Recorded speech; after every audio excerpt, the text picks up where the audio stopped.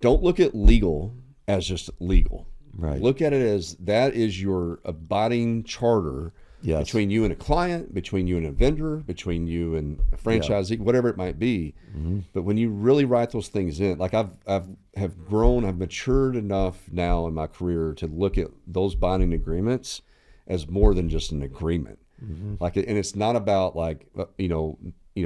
clearing up conflict as much as it is like, I understand the expectation of you, you understand the expectation of me. Builds understanding. It does.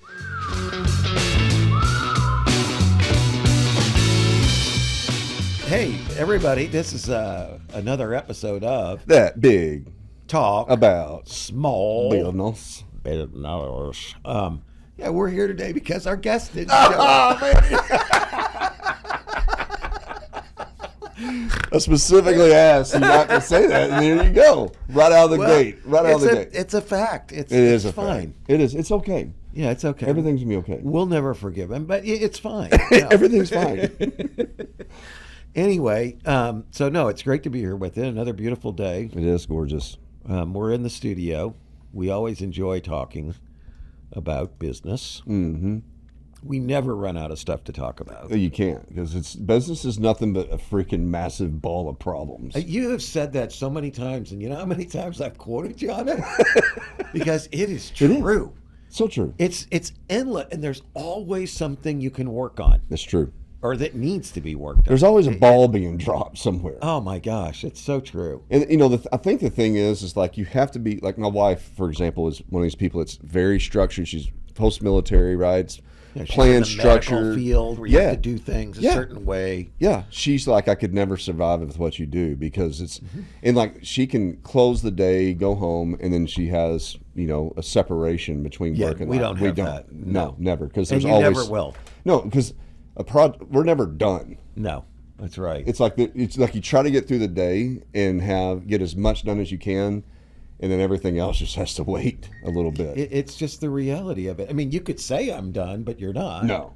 Okay, and then your competitor out there is not going to be done. No, okay, and yeah. then boom. Always have somebody coming after you. Exactly. It's a constant threat. It's just a big problem and threat in life.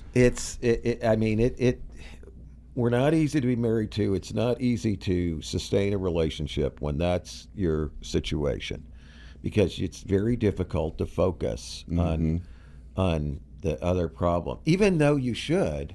Yeah. The business just has to take priority so many times. It really does, if you want to survive and thrive. So today we were talking a little bit about what we were supposed to be talking about today, which is franchises and franchising. Mm-hmm. And I know that's a topic that we have not discussed yet on Big Talk about small business. And it's got a lot, it's pretty complex. It is. Pretty complex. It is one of the gateways to entrepreneurship, though, of the three. One is start a business. Second is buy a business. Third is buy a franchise. Yes. Yeah. And so it's definitely a way for people to get into business. I see. So on franchising, there's two parts, right? You have a franchisor or a franchisee. Mm-hmm. And I see becoming a franchisee, buying into a franchise and owning a territory is a great way for somebody that's been in the professional career. Yes. To get into entrepreneurship. Yes. Because they have all the franchisor has produced all the processes. Yep. All the sales material, the marketing material, all these things, and has kind of built a plan. It's a business plan in a can. It is. Business plan in a can. Yeah. But I mean, you say the franchisor has done that. If it's a good franchisor, that is. Right. Yeah. That's the thing is, and I think that, but what's also makes it really great for the professional manager, right? I mean, let's call them that if they've been in a career for their lives. Perfect description. It really is. And so they can take all that learning, and that in the way that they do business, which is, has a lot of benefits to it, and apply that to franchising, because they can go investigate these franchisors. Yes. They should be very astute to researching, analyzing, looking at those documents, looking at the terms and conditions, the franchising agreement. I mean, and there's big trade shows that go on for folks just like that are ready to, they've had a career with a major company. Yep. Go to one of these shows, and you get to meet all these franchisors, and you interview them, like you look at that, right? And, Yep. and try to choose your best one that you feel is a good bet in the market. Yeah, I think that's a really good point for people who have not owned a business and maybe not worked in a small business. Yeah. It's a great way to get into business for yourself. Yep. And you are a business owner when you're a franchisee. 100%. You just have the license to use all the products and processes and brand and all those other things. And it's a good stepping stone too, because I think that what maybe a professional manager may not, it's like anything. If you buy a boat, like it's exciting, you want a boat, you can see yourself using the boat, but then you get the boat, and then you realize figure out there's a lot to do to maintain that boat. Now where do I store it? How do I maintain change? Winterize, polish, all this crap. It's funny you say that. I was just thinking about that with RVs today. Yeah. It's the same exact scenario. It's nothing but a big pain in the rear. Just like our first there's a lot of freaking problems, right? It's a lot of problems. You got a lot of learning to do. For sure. But if you lease the boat or you lease the RV, you can enjoy it a little bit, and somebody else is taking care. It's kind of like what franchising is a little bit like in some sense, right? You can get into the franchise. The franchisor has all these processes, and you just kind of start running the business. They've got training. Yes. Many big franchisors have people that will help turn around a franchisee's business that's not doing well. That's right. That is a part of the service that they provide. They don't want anybody failing out there. No, it's bad on the franchisor's plan, their business model, right? Yeah. I had a friend of mine whose brother, that's all he did. He worked for several big franchisors. I think he started out with Burger Chef, and then he was working for, what's the seafood one that's a big... Captain D's? It was not Captain D's, but it was the other one that's also teamed up with Taco Bell. Oh, yeah, Long John Silver. Long John Silver's. He was doing Long John Silver's. And then I think he was doing Taco Bell's. But anyway, he would just go in, and in 6 or 8 weeks, he would completely turn around the business for the franchisee. That's great. And so it was kind of cool. And he got paid a lot of money for that. But what a great, how many businesses do we have? Somebody we can call up in 6 or 8 weeks? No. Even if we have to pay them, whatever, they're going to come in and just totally turn our business around? No, it doesn't exist. So there's a lot of tools and help. Yeah. A good franchisor provides to the franchisees. Well, stuff as simple as like, what's your accounting system? Yes. Your bookkeeping system. What are the classifications within that bookkeeping system? So you can read your books, right? If you're starting up your own business, that's the crap that you got to figure out on your own. Because I'll tell you who's not going to figure it out for you are accountants. No, that's so true. They are not going to do that. It's funny you bring that up, because I just talked about that in class earlier this week with my students. One of the mistakes I think small business owners make, personally, this is my view, you may disagree with me, but they give up the accounting too fast. Yeah. The benefit of controlling that until you hit like $1 million or $2 million or whatever is, you learn where all your money's going. That's right. You just don't have the same sensitivity when somebody else does your books for you. Yep. I know that's a diversion from the topic at hand. But at the same time, I'll be the first to admit, like I've neglected that. Yeah, a lot of people do. And it's I've even neglected it. It's so plaguing to me. Because here's the thing is like what I always have experienced is that even though I have people that might be really great at bookkeeping, great at QuickBooks or any software, or you got CPAs, accountants, they always end up coming to me for a question. Yeah. And like, because I'm out of it, I'm just expecting people, like, it's intuitive. They should know that this gets classified as that. I know. This goes to this client. This needs to be baked into the cost of goods for this. It's like, why doesn't anybody just get it? And like they don't understand your business like you understand it. Right. That's the bottom line. It is. And so me thinking that somebody else is going to be able to do that is my biggest danger zone. And I'm so guilty of it. Yeah, I think a lot. I don't think you're unique in that regard at all. Yeah. Because most entrepreneurs are like good at something. Yeah. Or they like to market, or they like to build businesses, but they don't like getting into the weeds on accounting. Yeah. No. That's not, if you wanted to do that, you'd be a freaking accountant. Right. Exactly. But you get in the weeds of it. I do. You love it. I've always had a thing for numbers. I don't know why. It's just like, it's just something I enjoy them. I went all the way through calculus in high school, and Ugh, that's disgusting. I taught statistics at one point Really? in grad school, and I liked accounting. I don't know why, but I like finance better than accounting. I don't like doing debits and credits and T accounts and all Yeah. that. That's boring as hell. That's called financial accounting. Okay. But what do you Managerial accounting, Okay. cost accounting. you like seeing where things are going, and how you Yes. can make tweaks and improves the business, the cash flow, Yes. all that kind of stuff. Yes. But anyway, back on our subject Yeah. of franchises, I think that's a really good point. The accounting system, the categories, all that's all set up, Yeah. and a lot of other things are too. I mean, if you're selling French fries, they're going to tell you exactly how many fries to put in the Yep. basket and how many seconds to cook those at what How temperature. much salt to put on it? Yeah, I mean, everything's laid out for you. Yeah. You just have to implement the plan. And that's a big deal because, like, part of that, the big value is that they've already spent a year, 2, 3 years, however many, perfecting that. Like even the salt, Refining it. Yeah, refining it, and so now you have this playbook Yes. that you don't like. You're basically accelerating the opportunity to drive a successful cash flowing business. Yes. And so it's perfect for a professional manager who is used to having. Here's the pain point I've seen with this. Professional managers coming out of corporations are used to having support underneath them. Exactly.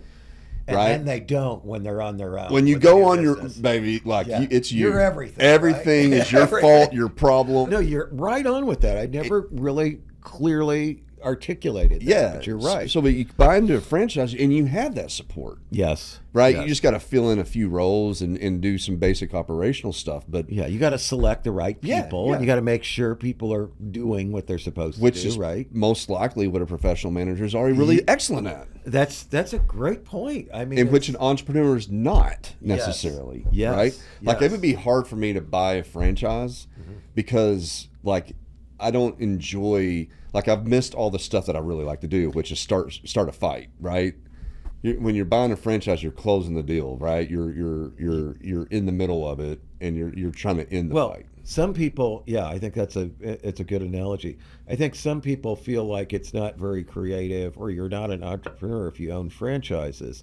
I've got a friend, I don't know, he had like 12 of one restaurant and 3 of another. Maybe he's got 15 or 18 of the one and got rid of the others now, but he's got a lot of them. Okay, and is he an entrepreneur? Well, I think he is, because 20 years ago he started out with $50,000 when he sold his house, and today he's got a business that's doing, my God, somewhere around $30 million, I would guess, Yeah. in total revenue, Yeah, and makes an 8% profit. And he's built an incredible amount of value in the business, and he's paying off real estate with every one of those restaurants that he owns. They're all paying off the real estate.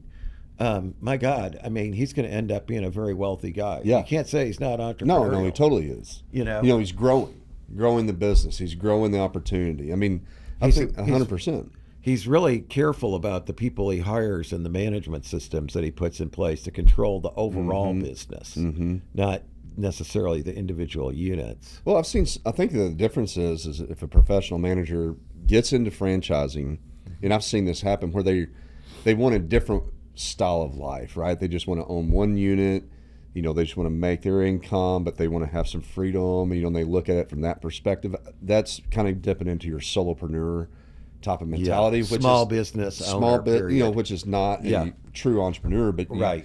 if you're getting into it and you're like, man, I'm going to open up multiple locations, I'm going to drive growth here, I'm going to make an income, I'm going to provide employment, I'm going to fit this market need, I'm going to dominate.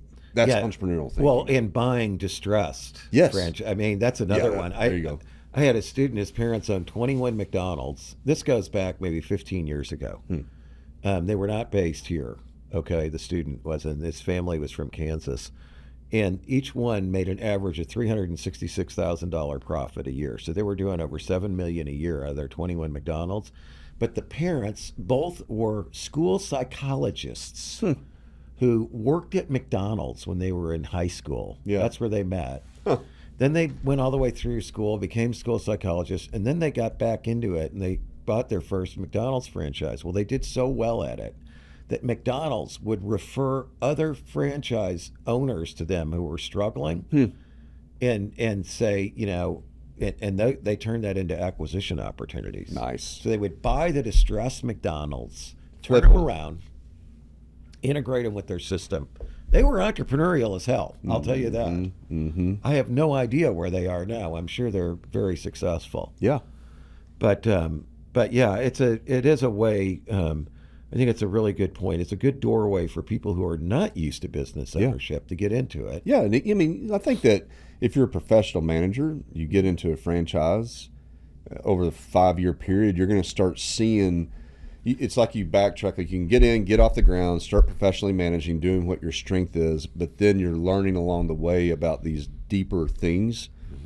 In that organization that franchisor has provided, you'll learn that, and then you might be ready and have the confidence to kind of start something brand new. I mean, that could be an excellent path, right? That's a really good point too, because again, my friend, they have one non-franchise restaurant too, and I asked him, I said, with all your experience in running franchise restaurants, did the process, did the discipline, all that carry over into your own? Yeah.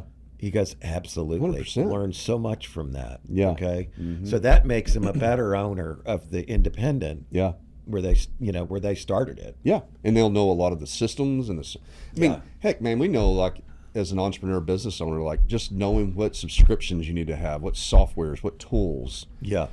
Is a lot of the battle, because you can waste so much money, so much time. Oh my God. Doing software conversion is one of the most painful things in business. Everybody promises the moon. Few of them deliver on it. Actually, no one really delivers on the moon.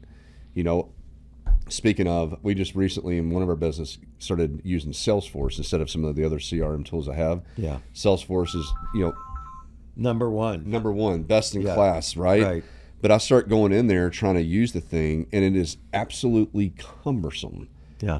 And it's overkill. Because there's too many options. There's too many things you can do with it. It takes a tremendous amount of application programming. Which requires That's the way they a all tremendous amount of resources and dollars to get it done right. Yeah, so we need Salesforce consultants. Yeah. Oh, that was the answer from Salesforce. course. I'm like, hey, I need some help with some simple field updates. Yeah. They're like, oh, well, understand. Our system can be quite complex.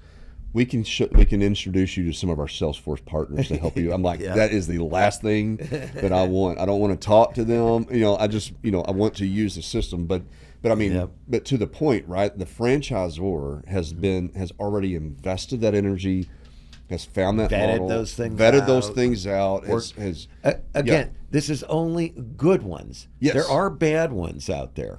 I mean, good ones, you've got a brand that as soon as you open the doors, you're going to have business coming to you. Yeah, that's true. Because it's so recognized. Yep. But there are a lot of new ones that don't necessarily have that power, or that haven't been that well thought out, as you're saying. A lot of times they fail. I mean, I had a student once whose father passed away, and he came to me when he was like 19, and his dad had just recently passed away, and his dad left him some money and said, the only condition is I want you to use this money to start a business. Yeah. So he started looking at franchises, okay?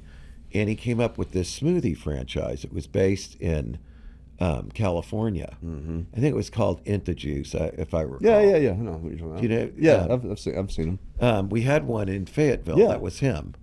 And, okay. And anyway, so I had a long discussion with the guy. He wasn't even my student, but he's, I go, that's fine. But I go, you got to think about it. Like, does that brand name carry any weight here at all? Yeah. Okay. Yeah. Are we all sitting there going like, oh my God, I hope they open an Inta Juice? No, I've never even heard of it. Right. Okay. And I've been well traveled. Okay. Yeah. So that's an issue for you. I said, the other thing is you need to go talk with other franchisees, not the ones that the franchisor puts you in touch with. That's right. You need to reach out to other ones and go, what's it like? Yeah. You know, do your due diligence. You have to. You're basically, and speaking of due diligence, right? If you were going to buy an entire company, the due diligence, we actually, the guest that we had on last week, we talked about this a little bit, about proper due diligence, because she made some acquisitions, right? And like she emphasized, if you're going to acquire a company, the due diligence process is so significant, right? Yes, it is. And if you're if you're looking to be a franchisee, your due diligence, you're basically buying another company. You have to really get under that hood and make sure all these things are, up to speed. Because if you, especially, I think there's some opportunity to buy into like a new franchisor, because you could be on the front end. You can get more territories. Your negotiation leverage is better. Very true. And it could be exciting roller coaster, right? Versus like an established one. Which that's true. You pay a premium for that. Yeah. The franchisor premium keeps going up. And the territory gets smaller and smaller because there's so many of them. More out competitiveness, right? Yeah, and right. Your scalability shrinks. Yeah, in the good big point. Ones. Yeah. But if it's a new one, your due diligence must be, absolutely impeccable, and which means legal. It means accounting due diligence and audits, right? Like you really need to dig into that and making sure the processes. And I think I would dig into whoever created the franchise. 100%. The franchisors, the head of the franchisor, do they have a successful track record? Right. Or they have like just nothing but a string of failures. You're going to be the next one. Right. You know what I mean? Yeah. That seems like that would be important too. But yeah, I'm glad you brought up legal, because that's another thing that I've learned over the years of teaching this stuff and seeing a number of students who did end up with franchise, who are franchisees. Mm-hmm. Usually, I don't know what they call it today, but it was called traditionally the Uniform Franchise Operating Agreement. I think it was like UFOG or something, is the document that the franchisor has the franchisee sign. Yeah. And it just lays everything out. Yeah. All the rules, the costs, what they got to buy, how much tribute they pay to the franchisor, all that. And you've got to get yourself an attorney who specializes in franchising. Yes. Do not go to your regular business attorney. They will not know what to look for in that agreement or what the common pain points are. That's true. That's very It's true. like everything else. Get the specialist. Yeah, you have to, especially in franchises. They're so legal. There are a lot of legal restrictions to them. It goes by state too. That's true. Another good point. Yeah, every state's got different. And it has federal guidelines and then state guidelines, and and you got their territories. There's so much to it that the franchisor has to go through, but then the franchisee needs to have the due diligence to make sure all that's on the up and up, right? And where are the territories are going? Where are they legally able to do business at? Because that could stall out a lot of their investment as well. Good point. Yeah. So there's a lot of stuff in there. Another thing I've learned from my friends that have franchises, and again, I don't know what else to call it, from my friends who are franchisees, I don't want to get the terminology screwed up, is that usually there's some sort of a franchisee group that you can join with other franchisees that then has power in dealing with the franchisor. And may be able to influence their policies and get things changed. For him, that was critical. One of my friends, he actually became the head of that group, and then he was at board meetings sometimes of the franchisor and could voice the concerns and work to get things changed. For example, I know they had a number of disputes about things like what's on the menu. Yeah. Like the franchisor wanted them to have too many things on the menu, some of which were very time consuming to build, and they didn't make any money on them. Yeah. The franchisees didn't like that, but their agreement says they got to have everything. You see what I mean? So they would fight to get those taken off the menu, for example. Or another time, several times, he was involved in trying to lobby to get the pricing changed. The franchisor set the pricing standard. And at one point, they wanted the prices to go down, and they had to fight for a while to get the franchisor to let them do that. And then after a period of years, they wanted the prices to go back up, the franchisees. They had to fight for a long time to get the franchisor to let them do that. But anyway, the point of it is there is many times for the larger ones, there's this organization of franchisees that's probably good to get involved with. So I think that topic brings up a point of, again, what are you if you're interested in getting a small business or being an entrepreneur, right? Like that's one of the critical things. Like if you're really wanting and have a desire to have complete decision making authority, Yeah. being a This ain't the franchisee game. is not probably the game. Yeah. Right. Yeah. And so you have to really weigh. Like you need to, this. I meet a lot of folks that are interested in being an entrepreneur. Yeah. And there's, like we talked about, there's so many different avenues to choose. But you got your pros and cons. Yes, you can start your own and you can have complete authority, but you're going to deal with every single one of the problems. Yep. Or you get into be a franchisee, you may not be able to make all decisions, but you're not going to have to deal with all the problems. That's right. Right? Yeah. If you want to be a franchisor, you're going to deal with a lot of problems, right? And have decision making. But Yeah. but I think it's just really important for an aspiring entrepreneur, like, and honestly, Mark, I mean, it comes down to spending time with yourself. What are your goals? What are you trying to do? Like, what's really your ambition on doing this? And I think that's the most important question to ask, because, again, Why are you doing this? Yeah, because what are you looking for? In our area, we got so many professional managers. Like, I mean, some of the smartest, greatest leaders in the world, I think, are here working. Yeah. And But it's not the same skill set that those of us that just had small businesses and grew them have. No. It's not the same not skill set. even close. Yeah. It's really not. And I mean, and I'm not. There's not a knock, because you try to put me in a professional organization as a professional manager, I will not do well. No, I totally understand exactly what you're saying. You're not criticizing them at all. It takes a lot of skill to rise through these big corporations. Oh my gosh! Some of the. I mean, they're incredible. Political skills, and communication skills, and psychological knowledge, and we have a unique space here in the sense that we're in our area with Tyson, Hunt, and Walmart, and some massive corporations that some of these folks that are in those executive roles are just some of the most incredible humans.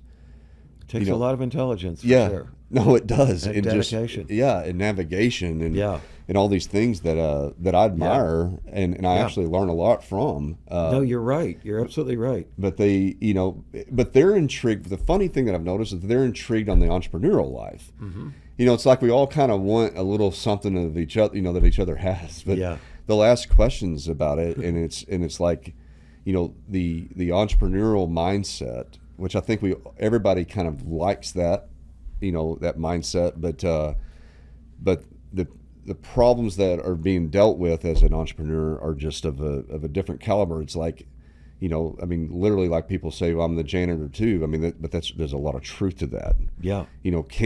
Are you ready and willing to literally clean up the bathroom? Anytime I go to the bathroom in my businesses, I'm cleaning. I know. I'm always the same way. Like I see people throw their paper towel down and miss the trash can. Yeah. Like you wouldn't do that at home. What's wrong with you? No, but nobody. I pick it up, throw it in. Absolutely. Wipe the sink off. It's like the airplanes. Like wipe the sink off after use. Yeah. But it is true. This week I had my oldest daughter speaking to my students in Christy. And Christy. I mean, I think you were actually the one that hired her in the first place. Yeah. But Christy. She's got this horse business, and she's really grown, and it's gotten very successful. Okay, she makes her entire living off it. She got out of her MBA job and has replaced that income entirely with her horse business that already was making money on the side. But she showed one of her last slides is here she is standing in pouring cold rain in a long coat that's like wearing a bedspread that's soaked in a giant pile of manure. Nice. That is turned into manure soup, and it's in your freaking boots all the way up to your knees, okay? And guess what? You got to do that too. It's not all the glory, right? No, man. There's not. It's not like I'm going to Ireland to pick up a beautiful mare or whatever. You know, that's the fun part that everybody thinks is great. Okay? Well, because if you you're also cleaning the, totally in the worst weather, and you don't want to show up like there's a front facing and a back house facing part to the entrepreneurship, and if you show up to an event, you don't show up wearing the manure all over your boots that you've been working all day. Like, you have to dress your best, you have to present, you have to really appear and communicate that you do have your stuff together. But the reality is that you're actually, digging in and cleaning up manure all day long and every day, and so that's why I think a lot of folks can be, tricked into entrepreneurial life that seems glamorous, but it's not. I think that, though, that's also interesting in light of what you were saying about the professional manager. Yeah. Going into buying a franchise as their port of entry Yeah. to entrepreneurship. This is one place where they can fail.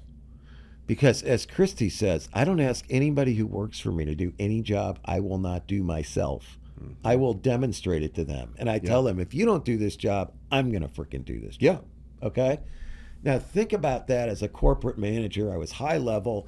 I made $400,000 or $500,000 a year at XYZ Corporation or whatever. I got my $3 million retirement package after 30 years of sweating it out. Now I'm going to go and buy a franchise or a couple franchises, okay? Operations. And a lot of those businesses, in fact, I go back to the kid with the Inta juice. Yeah. When he told me that's what he was going to do, I said to him, I asked him, I said, are you prepared to have a bunch of high school students as your employees? What do you think it's going to be like managing 17-year-olds? Yeah. Okay? Yeah. How many of them are not going to show up? Yeah. Or do something unbelievably stupid? And is that the way you want to spend your day? Yeah. Okay? Now, we all know that a lot of times, as you said, we have to be the ones to clean the toilets or whatever. Whatever whatever toilet cleaning represents in the business, right? And so that sets an example, and it shows other people that you're not elevating yourself above them, which is a very critical point of, I think, leading people, especially those, let's say, who don't have the same education or socioeconomic background that you have, right? Will those corporate managers get out there and make the frickin' French fries along with them and have the grease splattering on them and go work the drive-up window? And will they haul the friggin' nasty trash out to the nasty dumpster that's out back? Yep. To gain the respect of their people? That's right. Or are they too used to being corporate managers where they've got all the staff? Think about that. And I think it's a great question, because here's the deal. In all honesty, like, this kind of ties into, like my 2.0, after business, growing it, exiting, and then starting other businesses. I fooled myself. And I heard a quote about it the other day. If you have built a successful business and you start another one, it's not going to be any easier. No. To grow and build that second business. Yep. The only thing that I know are some warning signs that are coming down the road. I know I've learned some of the pain points to maybe avoid a little bit, but the fact of the matter is I still have to hunt, I still have to clean, I still have to do all the things I got to do. And if you're a professional manager looking into franchising, I think it would be a really poor mistake, and I've actually seen it, where if you have your $3 million, you have some money and you're going to invest in this, to think you're going to invest solely into a franchise, and you can take a back seat and watch your investment grow is a bad idea. Always a set for failure. You're setting yourself up for failure. In misery, in pain. Like you worked so hard for 30 years.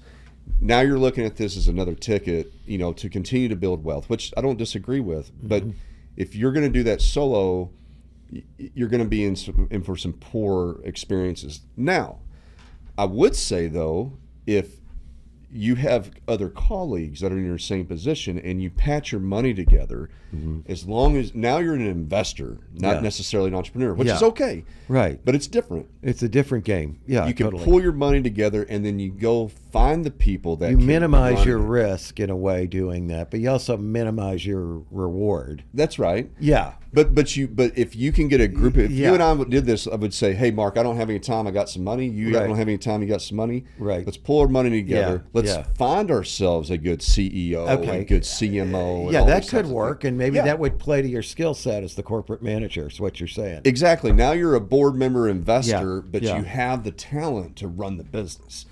But I mean, and so I think that the thing is like, you have to really think about what's your time dedication, where are you wanting to go, what's your reward, what are you trying to do with your money and your investment, what are you trying to do with the rest of your life? Those things are really big questions before you get into this. You know, there's like different levels you can take.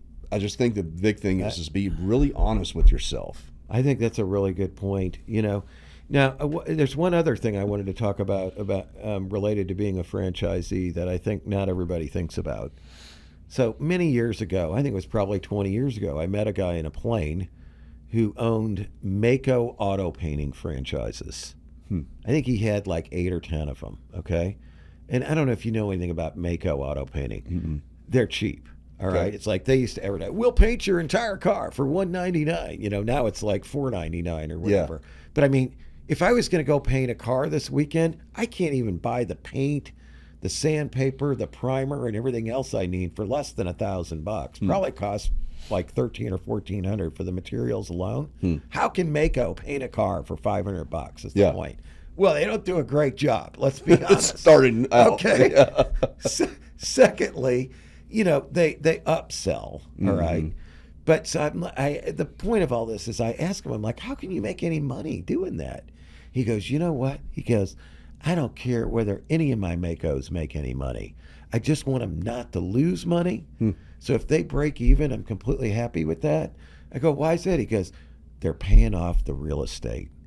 Every one of those locations, I own the building. He goes, think about it. In 15 or 20 years, I'm going to have this building in a great commercial location that's completely paid off. It's worth 3 times whatever I paid for it. Okay? And I'm like, now I get it. That's called the real estate play. That's a real estate entrepreneur. Okay. Yeah. It makes total sense. It's does. like, let's say I want to open up a Burger King franchise. Let's say it costs me $2.5 million to build a Burger King between the land and the building. And that's not in like a prime location. Yeah. Maybe I'm in like one of these 2nd or 3rd tier markets. But anyway, let's say it's a growing area and it cost me $2.5 million. Well, if I operate that Burger King for 20 years, what's that $2.5 million real estate worth? Oh, now? it's gonna be worth 7, 5, 6, 7, 8, whatever. Okay. And you had somebody else pay that. Yeah, I don't even care if my Burger King goes out of business at that point. Yeah. Makes no difference. Yeah. No, it's true. It's a good play to it. Yeah. And which kind of, if we go back to that scenario when I was talking about entrepreneur versus investor, group of investors, that could be the play. And there's actually investment pools that are already built that do exactly that type of stuff. They know that they're real businesses in real estate. Yeah, and McDonald's figured that out because the 100%. McDonald's franchisees don't own the real estate. 100%. They rent it from McDonald's Corporation. 100%. But anyway, that's just kind of an interesting avenue. Let's flip the switch now. Okay. Let's talk about if you want to be a franchisor, what are some things that you really need to be doing in order to create a valuable franchise experience for franchisees where they'll pay you money for it and pay you royalties, a franchise fee to buy in and royalties to continue to be a franchise. So I cannot speak to it as an expert, but I can speak to it as a practitioner in the fact that with podcast videos, we are looking to franchise, as a franchisor. And I can tell you that it's been a very intense, long-term process to think about this. And to build it out, right? We're in the middle of getting our documents together, which takes a long time. It's very expensive. To legalize that, processes and procedures. Defining all those. Defining all that. Getting it all. And you have to, you're talking about really writing it down, like it's a true manufacturing factory process, right? Then you have training and onboarding, which is also extremely intense and time consuming. And then we're getting into the marketing plan, like the responsibility to market these franchisees when they go to market. Like what our goal is that a franchisee would come to us and they can get in with minimal capital, turn it really fast, and be as profitable as fast as possible, and be that literal support to them. And what I'm excited about it, and this is my mentality, right? And it kind of hit me about 1.5 years ago when I was thinking about this. As I was looking and being a franchisor, I was like thinking, oh my gosh, this is a lot of work, right? Am I really interested in? I'm not really interested in that amount of work, but what I am interested in is getting entrepreneurs or aspiring entrepreneurs, like we've been talking about, and helping them achieve growth and wealth. To me, That's got to be at the core of what that is you do. the core of Yeah, the as long heart as you and keep- why I'm doing that. I totally understand. I mean, if you keep that in mind, it's going to influence every decision that you make. 100%. And it'll help you make that a reality. And honestly, Mark, this kind of goes into just being an entrepreneur in general. That's what my passion is. That's Sure. where my heart is. I That's understand where I that. want to, and the money will come. Yeah, no, Because I like get you it. said, it guides every decision. And like Yeah. if I can think about when we set this agreement up, we set all these processes about doing the marketing and all that kind of stuff. And I'm thinking about, I want to help this individual be successful, and I can be part of that and build something that helps those. I mean, that keeps my decision making and our team's culture decision making in this on the right track. Yes, it and does. now I can I've see set that. up a good partnership for a franchisee. So now I just got to award. And here's the big thing. Deciding who you want to give that to. That's exactly right. Because if you don't give it to the right person and they fail, then it makes you look bad that's right. and sort of devalues the thing. Ready to level up your show? At podcastvideos.com, we offer industry-leading recording and expert marketing to help your show reach more listeners. From creation to distribution, we've got you covered. Visit podcastvideos.com and elevate your podcast today. And You got to get the right people. and I figured out I found out the right terminology. I'm not going to sell franchises. I'm going to award them. Yep. And so I'm going to do my due diligence that. on the franchisee as much as they do with me. I They like can that. they can come investigate Yeah. me because I've set You're it all smart. up, right? You're smart. But who are they? What's their track record? What's their ambition with getting involved in our franchise? Because What's their motivation? exactly. Yeah, I think Exactly. that's very smart. I don't think all franchisers think like that. I think some franchisers just want to sell the franchise and get franchise fees. Yeah.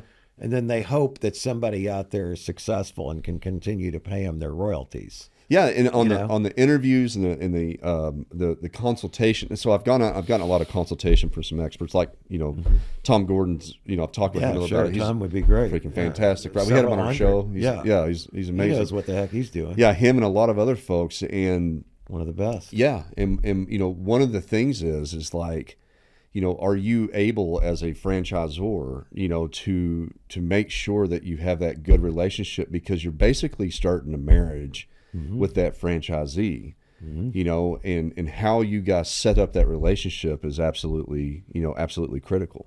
No, you make a really good point. I think the other thing that franchisors really need to think about too is as you sell, as you get new franchisees, you have to make sure they're doing things the way they are supposed to. So I remember my friend Mike Stennett, he bought a bunch of Steak and Shakes, and there was one that was in Joplin that he ended up acquiring. I might have talked about it in this show before, but in any case, it was in such bad shape.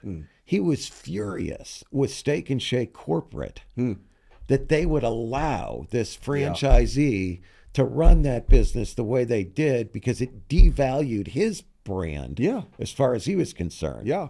Okay.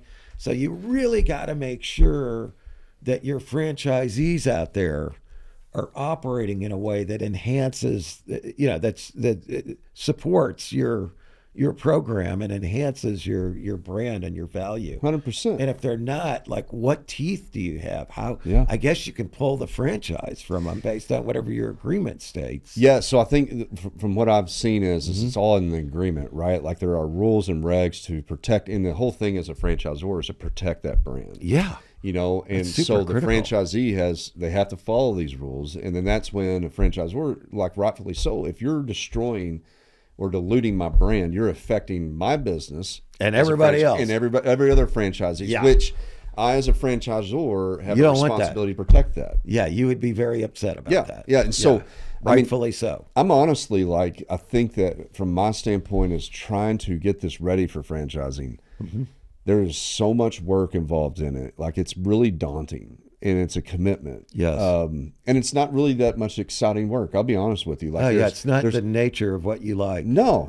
Yeah. But if the end goal is that I can help establish other franchisees to be successful, and I can be part of that success story, right? And build an ecosystem to where it's successful, and we can create new media, which is what we want to do, and enable new media to be created at Podcast Videos, then that's exciting as hell to me. Yeah. That really is. And then, but I can build an agreement where we're on the same page. That document, and I think this is a big thing for entrepreneurs.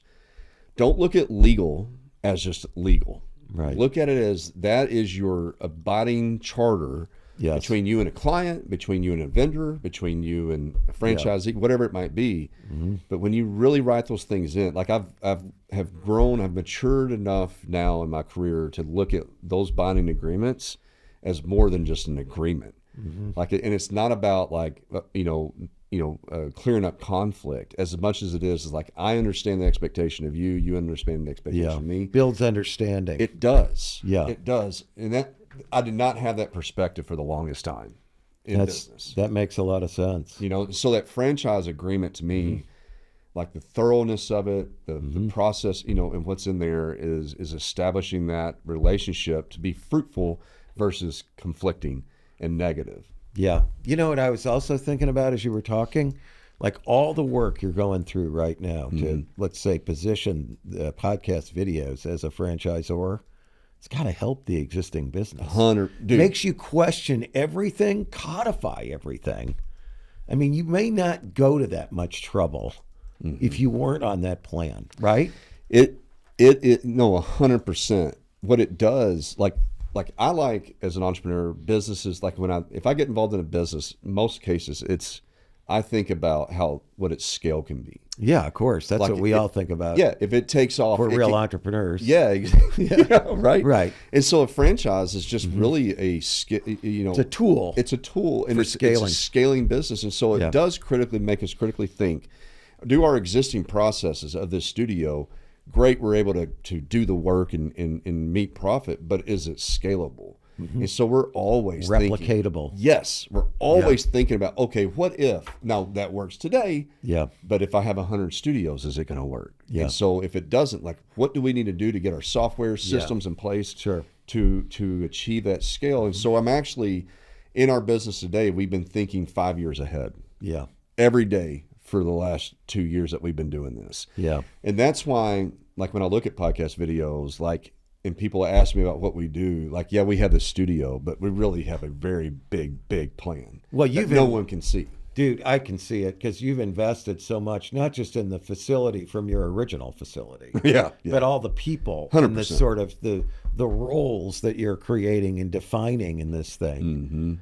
Most people wouldn't make the investment that you've made. It's a big investment of time and money. It is, but it's also like these people that are in some of these what we call corporate roles, right? Yeah. Are really non-essential right now. Right, I understand that totally. But because of our plan, we're investing in that acceleration and scale, and that is the difference of where we're at. So I know when I see a potential competitor come into the market as a studio or whatever it might be, I'm not really too worried about, and I actually support them. I hope that they do well. But my plan is not the same as their plan. Oh, no, I totally get it. Totally they just want to have one studio that makes money, and that's their goal. No, 100%. Yeah, right. And they want to grow congratulations. I'll actually send business your way because there's business I'm not going to take on today. Right. Because it doesn't fit my scale plan. Sure. Yeah, so, it makes total sense. Well, I can see this is a very interesting topic we've had today, I think. We need to have a lot more guests. I like to have more franchisors and franchisees in. Yeah. I think we can do that. Talking about it. Yeah. We got some friends that have been doing it. So Sure. Well, I think we're got to wrap it up, unfortunately. We're out of time. Yeah. It's been another fabulous conversation with you. You too, Mark. And it's always good to see you. You too, sir. You too. And I look forward to our show coming up next week. Yep. As I do all of our shows. Yes, sir. So check us out at www.bigtalkaboutsmallbusiness.com. If you'd like to sponsor our show, if you have something that you provide as a product or service to small businesses, check us out. We've got a pretty good followership We do. And listenership. We do, and they're the right program. They're the right people that are looking to find solutions. So I think Be a good match. We'd love to have somebody who, as a sponsor, whose product or service we believe in. Yeah. And we will talk it up if we do. Yeah, absolutely. If we don't, we're not interested in you. Go away. That's right. Like Slack. No, we hate Slack. Eric and I both. It's a pet peeve. Slack. Oh, yeah. Just one more program for me to follow every day. That's right. One That's more right. channel. That's right. All right. Well, thanks a lot, everybody, for tuning in. And until next week, this has been another episode of Big talk about small small businesses.